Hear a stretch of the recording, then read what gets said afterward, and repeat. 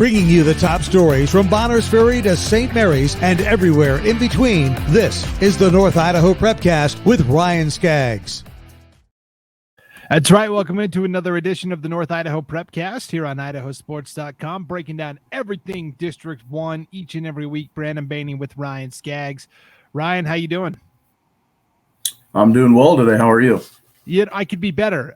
For those that are watching the video on IdahoSports.com and also the YouTube channel and the Facebook page, it's that time of year. It's fall, right? So at our house, we start making crock pot meals where you just dump everything in and let it cook all day. Do you do that, Ryan? I do. Yeah, actually, I did that last week. So okay. I got a weekend start on you. Yeah, you got the jump on me. So we're making this like taco soup basically, and it calls for, diced jalapeno peppers. So this morning I was dicing those up, and I washed my hands like 7 times and thought I was good, but dude, how long does it take for the jalapeno residue to get off your hands? It's like crazy. Got to use Dawn dish soap. Okay. Did you use Dawn dish soap on your hands? Because that's what you got to do. No, I used regular hand soap. So no, I'm like, not going to do it. I tried to put in my contacts. Obviously, you can see on the video I'm wearing glasses. Without divulging too much, I used the restroom earlier. Not great.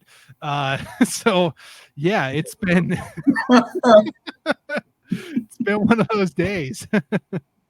So my sympathies are with you. Yeah.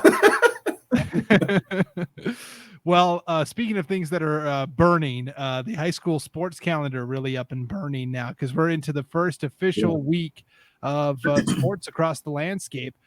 We did kind of get a jump start last week with the Lakeland football team, but also a lot of soccer teams up north got started over this past weekend.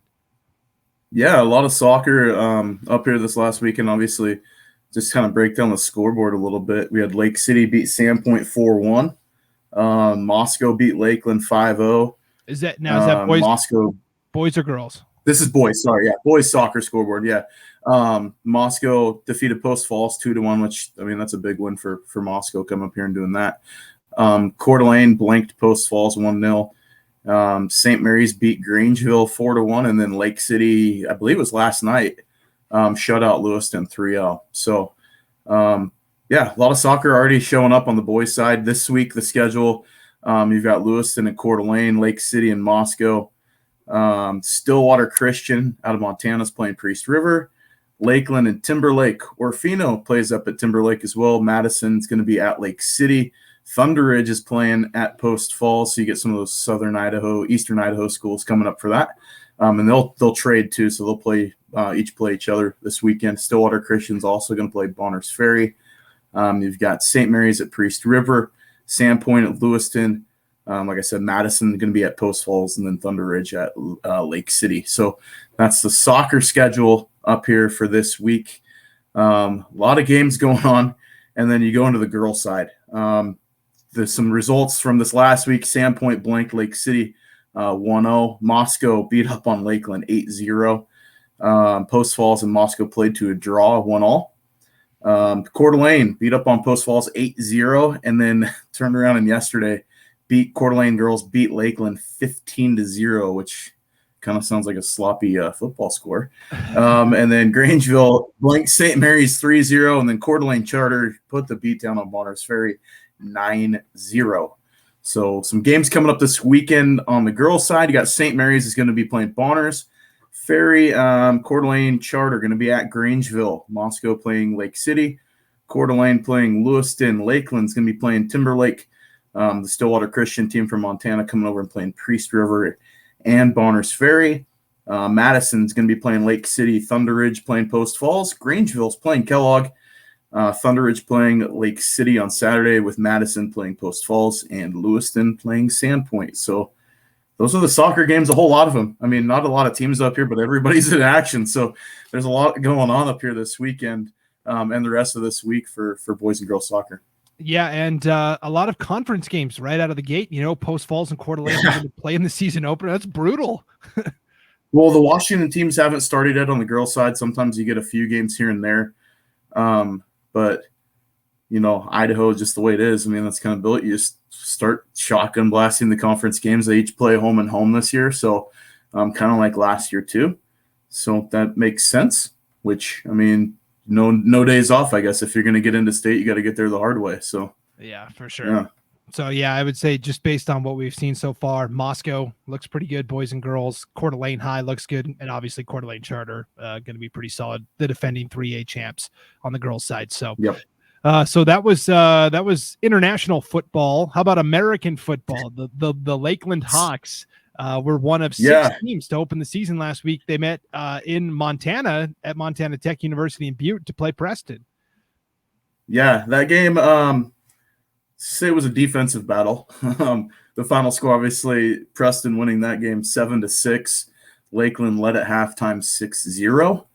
And that was a touchdown by Thomas Calder, pass from Devin Suko. Lots of turnovers by Preston. Lakeland defense, I believe, got 4 interceptions in the game. But Devin Suko was sacked a ton. And that was kind of the name of the game. They couldn't really get their offensive mojo moving in the second half.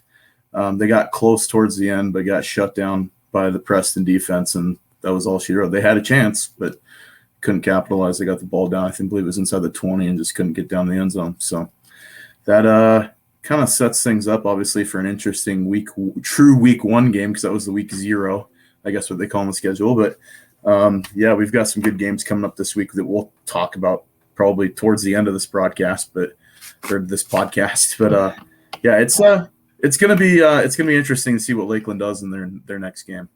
Yeah, can we talk about Lakeland for a second? This was kind of a trend towards the end of last year. They lost that close game to Sandpoint, 1 possession game in the snowstorm, low scoring game. They lost 4 out of their 5 losses last year were by less than 3 points, I believe. I mean, they were all 1 possession games. I mean, That's kind of the MO.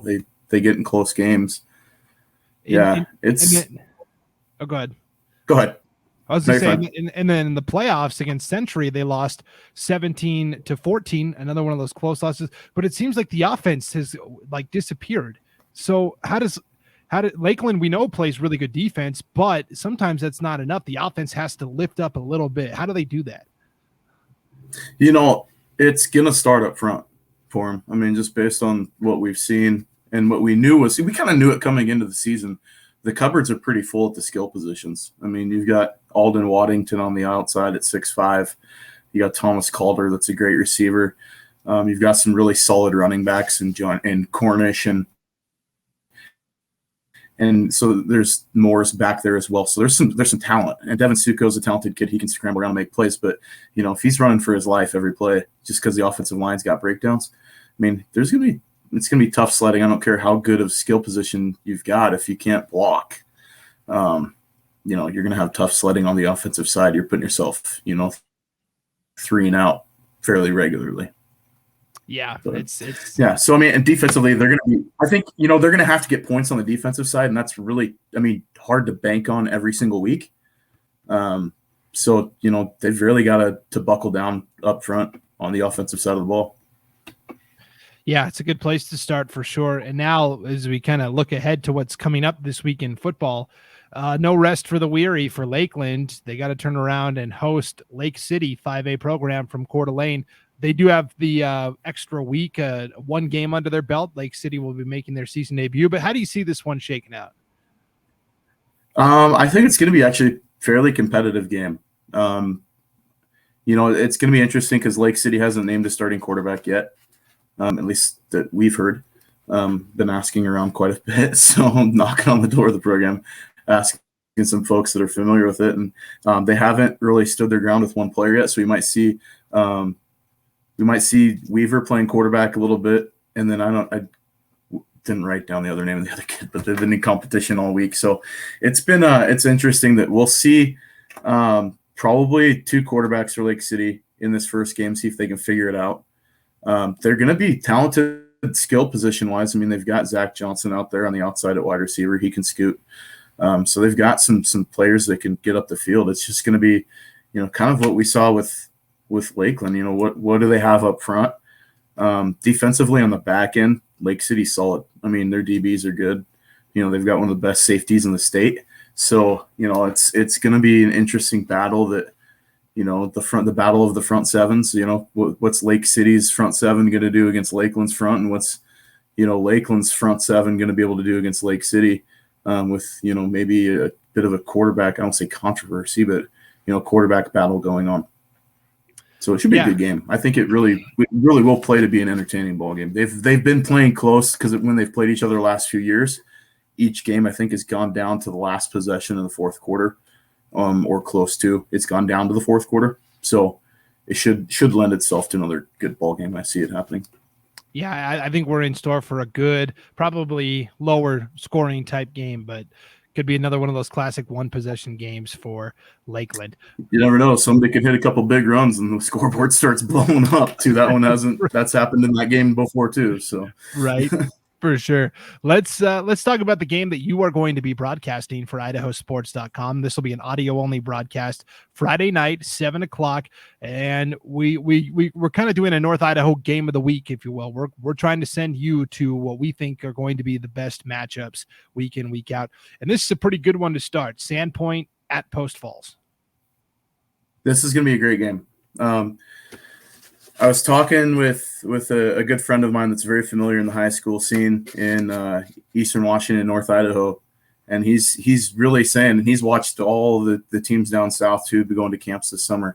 He really thinks that Sandpoint is a state championship contender at the 4A ranks. They have the pieces there. They look the part. And then you've got Post Falls. I mean, Post Falls they've gotten some solid transfers that have come in over the summer. Things that, a lot of folks, I always said, I said it, I think in the first Prepcast, like you can count on, you're going to get a couple of kids moving in. That's just the way it's been up here with the population transfer. And I guess that's happening. So they've got a couple wideouts that have come in, one from Spokane, one transfer from Meade. He's probably going to contribute right away. They've got a lineman that's coming as well that looks like he could probably challenge for a starting position as well. So there's going to be some good talent there for the Trojans and the Bulldogs. I think it's going to be a great game. I mean, Sandpoint, realistically, and we were talking, was like, that Coeur d'Alene Sandpoint game next week could be the game of the year in North Idaho. And it wouldn't surprise anybody if Sandpoint wins that game next week. And I don't want to look ahead, but that just tells you the type of team that Sandpoint is and what they've got. I mean, let's just say their offensive line is the first off the bus team. They're all state first off the bus. Like you see them go off. They've got dudes where they're averaging, 250, 260 up front. So, it could be a battle of wills for those teams, but I see it being a really great game just because the speed of Post Falls against the physicality of Sandpoint. Who's going to be able to kind of, I think, break it open first is going to be, if you can get a two possession lead, I think that seals it in that game. Yeah, I think Sandpoint is generally underrated, and some of their players are underrated. I think Garrett Cox might be one of the best running backs in the state. He's really been playing since he was a sophomore. And absolutely. Doesn't get a ton of buzz. Obviously, I'll tell you, Wes Benefield will be an all-state linebacker. Wes Benefield will be an all-state linebacker this year. I'm calling it. Yeah, and I mean, you look at, if he can stay healthy, he'll be first team all-state. Yeah, there's no reason why he shouldn't be. Parker Pettit, sophomore quarterback, was the offensive player of the year in the IEL last year. Their top receiver was a sophomore, Cody Newhart. So I think Sandpoint is loaded for bear. And we talk about it. The teams up north never get the respect statewide. But anyone that's counting out Sandpoint, I think, does so at their own risk. So, yeah, look, Coach Knowles does a great job up there. I mean, he's got an awesome staff, too, with Coach Thielbar that's on that staff, too. I mean, there's probably 4 or 5 guys on that staff that could be high school coaches somewhere in the state of Idaho or anywhere in the Northwest for that matter. They run a great program and they've got a lot of kids. It's never really, do they have to rebuild? They kind of reload. There was a couple of years there they got spotty with record, but they still were, consistently finding their way into the playoffs. And last year, obviously, it didn't start the way they wanted, but man, they finished strong. I mean, you look at what they did last year and what they did down the stretch, they were as good as anybody in the state. So I look to see that continue this year. They could be really tough out come October and November. Yeah, I think it's going to be a fun matchup to watch there. So we talked about Lake City. We talked about Post Falls, the third 5A program up north of District 1, of course, the Coeur d'Alene Vikings. And the Vikings, they kind of treat it like a college football program. You know, they'll go play the best competition no matter how far they have to travel, and they do a good job of fundraising to help pay for those longer trips. They're going all the way to Rexburg to compete in the Rocky Mountain Rumble. I like Coeur d'Alene coming down to compete. This is an awesome event, man. This is so cool. Yeah. And so they are going to be playing Lehigh High School from Utah, which is one of the bigger schools in the state of Utah. And so these are really two of the Titans from Idaho and Utah. And I think it's going to be a fantastic matchup. Yeah, I mean, Coeur d'Alene obviously returns a lot. We know their running game is going to be great.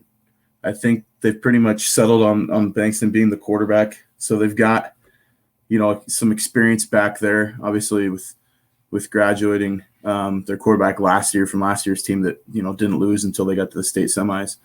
Coeur d'Alene could have a great year. And like I said, them and Sandpoint are the two kind of, pedigrees up here in the north this year that I think really people got to contend with. Defensively, Coeur d'Alene's going to be so good. And that's where I like these early season big tests for them because I think that they have, and this notoriously been what they've done, is they schedule really tough out-of-state competition, whether it's, they're going to be playing obviously Lehigh, but they're going to be playing West Valley from Yakima. They're playing Ferris, which is going to be the favorite to win the GSL in Spokane this year. So that game will be an awesome game too. Don't get me wrong. Like that one's one to keep notice of. But they're going to be traveling over to Bothell to be playing a couple teams over on the west side this year. So they've got Skyline, I believe, from Vancouver, which is another really strong program. So, they've scheduled up to really push themselves for the end of the year. If they stay healthy, Coeur d'Alene, we know what they can do in the playoffs. We've seen the success that program's had. Coach Amos does a great job preparing his kids. It'll be, it's kind of like step one of a recipe for success for this year, but I'm anxious to see what they do against, great competition right out of the gate, and even if they lose this game, I don't really see them packing it up because there's a lot to be learned in this week that they've got, some young guys in some key positions too, that really need the experience. So, it's kind of just like okay, well, it's not going to wreck our schedule for the rest of the year. They scheduled up, so their max preps rating is going to be pretty darn high. So they're going to be able to probably take a loss or two this year if they had to and still probably get a fairly high seed going into state. Yeah. I like the way they set up their schedule for sure. So Lehigh comes in. They were 6-5 last year in what was a pretty competitive. They're in Region 8 at the 5A level in Utah, and they're already 1-1 this year. So Utah starts about 2 weeks ahead of Idaho. So Lehigh already has 2 games under its belt, a 30-7 win over Salem Hills, and then they lost in overtime to Davis High, 21-14. So this is a Lehigh team that I think could give Coeur d'Alene a good challenge, but it'll be a fun game regardless. Yeah. Regardless, yeah. And then it's football season, man. Like there's not really much to really be disappointed about. It's football season. It's back. Yeah. So there's a lot to be excited about. For sure. That game will be Saturday at 11 o'clock in the morning. That's 10 o'clock Pacific time in Madison High, Rexburg. So that'll be day 2. Yeah, and you can catch that. Yep. Yeah, and you can watch it right here on Idaho Sports. That's right. Every single game of the Rocky Mountain Rumble will be broadcast on IdahoSports.com. And we've got 18 games across the state, both audio and video, between Friday and Saturday as well, which is just awesome. Yeah, no, that's great. And, you got another great game that's going to be happening down in eastern Idaho, too, with the North Idaho team. You got Timberlake heading down to South Fremont, which should be a pretty darn good 3A matchup. You must have been reading my mind, St. Mary's and Kellogg are playing each other. What's that? I said you must have been reading my mind. I was reading your mind. I was going to go next. Yeah, that I feel could be a great game. I mean, Timberlake is going to be – I mean, we did obviously the preview last week of the 3A teams, and we talked about how good they could be. I mean, potential on paper, they look great. Obviously, putting it together on the field is another thing, but yeah, I see Coach Amos with that team taking them pretty far this year. They're a strong unit. They've got an amazing running game, and that plays defense for you too. Their defense is going to be solid, but if you can control the clock and control the ball to where you're giving your opponent, 6-7 possessions, you're going to put yourself in a position to win a lot of ball games. Yeah, I think this matchup between Timberlake and South Fremont, those are going to be two of the Final Four in 3A football this year, I think. So, yeah. Bonners Ferry's playing in Montana over in Eureka. They're playing Lincoln County. Should be a decent game. Yeah. Bonners Ferry, we talked about being one of those fringe teams in the IML that could contend. You got Clark Forks playing at Troy, Montana. Wallace and Kootenai are playing, so Kootenai gets football back. We're excited for that one. And then St. Mary's playing at Kellogg. Should be actually a pretty solid game. It's another one to keep your eye on up here. You could get some pretty good intel for the rest of the year. That's going to set the tone. St. Mary's, obviously, we don't really know what they're going to have at quarterback, but we know what they've got everywhere else. And so it'll be interesting to see what kind of game our good buddy Colby Renner has up front on the offensive and defensive front. So he's been pretty good on defense. So and then Lewis County's coming up, and they're playing at Lakeside of Plummer. So we've got some good games up here up north this weekend. Should be a great opening weekend of football up here. Official opening weekend. Yeah. I think you're going to see a lot of teams that are expected to go to the playoffs. Of course, some small divisions, especially when you get down to like the 1A level and it's one or two teams in each division. But I think you've got a chance. This is the opportunity for those schools up in North Idaho to announce to the rest of the state, hey, here's what we have going on this year, especially in some of those cross-state matchups like Timberlake playing South Fremont or Coeur d'Alene going down. Yeah, and we'll see. The next 3 weeks are going to be huge for North Idaho teams to really kind of make some statements because of the scheduling and the way things have been shaking out. You got Washington starts next week too, so a lot of those teams will be coming over and playing. And then, we obviously, if you want to go back and listen to last week's Prepcast and the week before, we break down those schedules. There's a lot of great games coming down the chute for these teams, especially like Post Falls playing Moses Lake. There's going to be some great games coming up. So we're super excited up here because it's finally like Idaho gets to see, hey, the North can bring it too. We don't have slouches of schedules either. We have to just go out of state to necessarily bring them together sometimes. Yeah. But we do get to play some solid competition. And it's not really fair, but teams from East Idaho and Boise area kind of get the benefit of the doubt. Oh, yeah, you haven't played yet, but we know your program and we think you're good. It's almost like the teams up north. It's like, you got to prove it first. Prove it to me, and then we'll consider you a top, which isn't fair. And it's not how it should be. But unfortunately, I think in a lot of places, that is how it is. Sure. Yeah, I mean, we talk about Sandpoint again, but we saw last year to where, everybody was mad that they got, a high seed with a losing record going into the state playoffs. And it's like, whoa, wait a minute. Most of their losses were to 5A teams. Like, let's remember that. And so, I mean, we saw what they did. They put things together and made a run and showed they belonged. I mean, with a young program too. So yeah, it's if we want to, I don't know if you want to talk about volleyball before we kind of end this up, but yep. I don't know if that's where you were headed.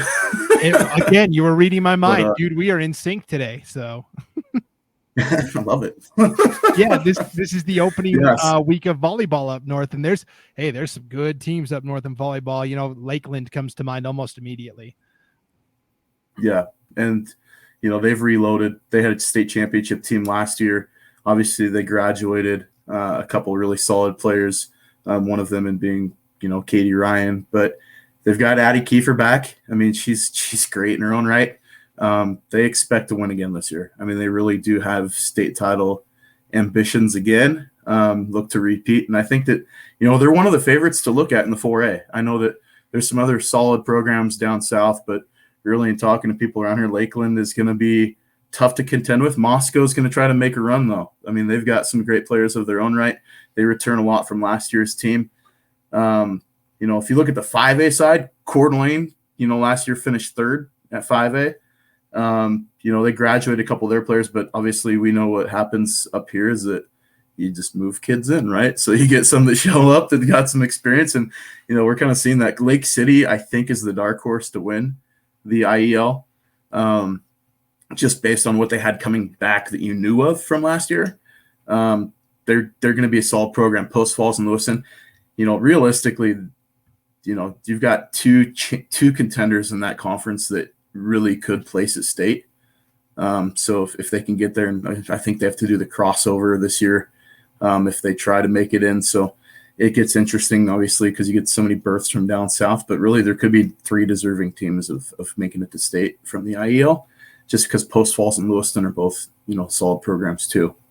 3A is kind of like a two-headed beast. You've got Kellogg and you've got Timberlake, and they're going to throw haymakers at each other all year trying to see who lasts it out. But Kellogg's a pretty solid program, and they're actually going to open this week playing Lakeland and Lewiston. So if you want battle tested, right out of the gate, Kellogg is stepping toe-to-toe with the 4A defending state champ and a really solid 5A team in Lewiston.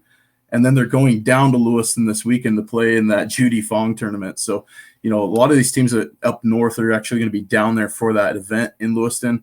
Going to be good. I mean, if you like volleyball, which I do, there's going to be some great action happening this year up north in District 1 and 2. 2A, the toss-up between St. Mary's and Orofino, I think, are both going to be your contenders. Grangeville always comes in with a strong program too, but really you're looking at St. Mary's returns a lot of players from their defending league championship team last year, so they probably take the edge for the favorite. And then in the 1A ranks, you've got Wallace that returned everybody from a 6th place finish in 2020. They could make a run at the state championship. Don't count out Genesis Prep. They're the team to really watch. There could be sneaky good. They've got some sophomores that were freshmen last year that really pushed that Wallace team. But Genesis Prep could show up and actually, nab a state berth too. It wouldn't surprise anybody just because of how good they are. They've got great coaching, and it shows up. Yeah, I think it's going to be a fantastic opening weekend of volleyball. You mentioned the Judy Fong Memorial Tournament in Lewiston. She was a longtime volleyball coach at LC State, Lewis and Clark State over there, and sadly passed away from cancer in 2014. And so every year they do this. It's kind of like the unofficial kickoff to volleyball season in North Idaho. And I was just talking to Lewiston's volleyball coach earlier today, and she said they're having to scramble a little bit.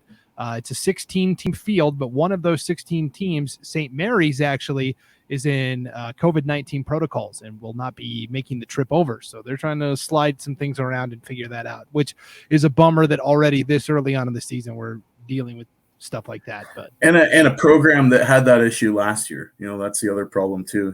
That we saw that school had a 4-week basically lockdown on all sports last fall. So hopefully, things get taken care of quickly and all the kids stay healthy and coaches too. And we don't have word, obviously, on if it's the kids or the coaching staff that has the issues with the COVID-19 protocol. But, you just have to follow rules on what they are in front of you and just, hopefully everybody gets better quickly than later. Yep. So I think we've set the table for it's going to be a great – I mean, yeah, we had some stuff last week, but this is really and truly the opening week of high school sports season. So you got Coeur d'Alene and Post Falls playing in volleyball too this week. So I mean, there's also if you're a sports junkie, it's time to really kind of buckle down because things are going to get crazy up here, and it's going to get fun. I'm excited. I'm stoked for football season too.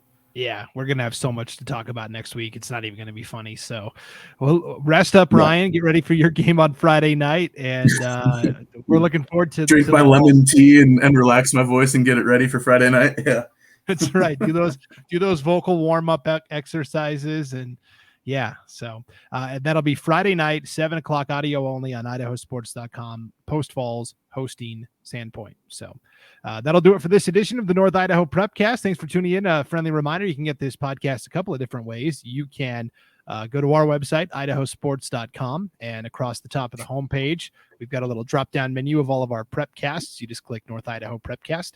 You can also download this podcast wherever you listen to your podcasts. You can also check out the video if you want to see. What are you wearing today, Ryan? Just a plain gray shirt, it looks like. Under Armour shirt. What's that hat? Black Rifle Coffee Company. Oh yeah, that stuff's good. Oh, that is. That's not even a sponsored plug. That we're just talking about what a great no. Yeah. So the owner's from Idaho, so he's from Orofino. So yeah. Right. For sure. Hey, maybe we'll reach out and see if we can get that sponsorship lined up. Yeah, see if we get some sponsorship dollars thrown our way. Yeah, at least free coffee. We'll take free coffee.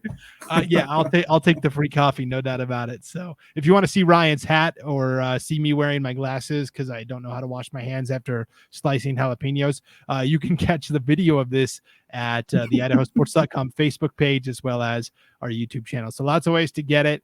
All right, we're off and running, Ryan. We'll see you back here next week. Sounds like a plan, huh? Yeah, we'll take our melatonin Friday night after the game and try to recoup and get ready for next week. So yeah, I'm excited. Yeah, sounds good. All right. Thanks for tuning into the North Idaho Prepcast here on IdahoSports.com.